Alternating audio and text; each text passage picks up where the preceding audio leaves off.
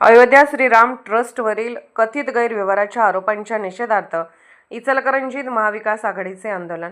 अयोध्येतील प्रभू श्री रामचंद्र मंदिराशी संबंधित ट्रस्ट पदाधिकाऱ्यांवर झालेल्या कथित आर्थिक गैरव्यवहार व चोरीच्या आरोपाच्या निषेधार्थ आज इचलकरंजी येथे महाविकास आघाडीच्या वतीने जोरदार निषेध आंदोलन करण्यात आले.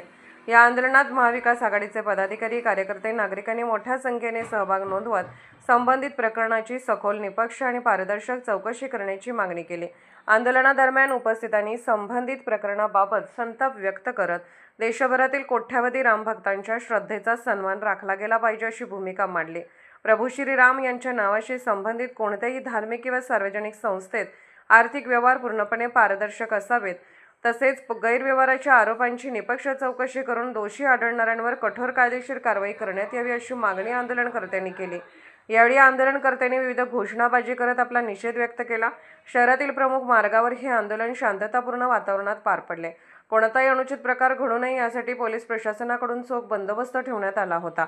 महाविकास आघाडीच्या पदाधिकाऱ्यांनी यावेळी प्रसारमाध्यमांशी बोलताना सांगितले की धार्मिक संस्थांबाबत जनतेच्या मनात असलेला विश्वास अबाधित राहणे अत्यंत आवश्यक आहे. त्यामुळे या प्रकरणातील सत्य जनतेसमोर यावे आणि कायद्यापुढे सर्व समान आहेत या तत्वानुसार संबंधितांवर आवश्यक ती कारवाई व्हावी अशी त्यांची मागणी आहे. या आंदोलनामुळे काही काळ परिसरात लक्षवेधी वातावरण निर्माण झाले.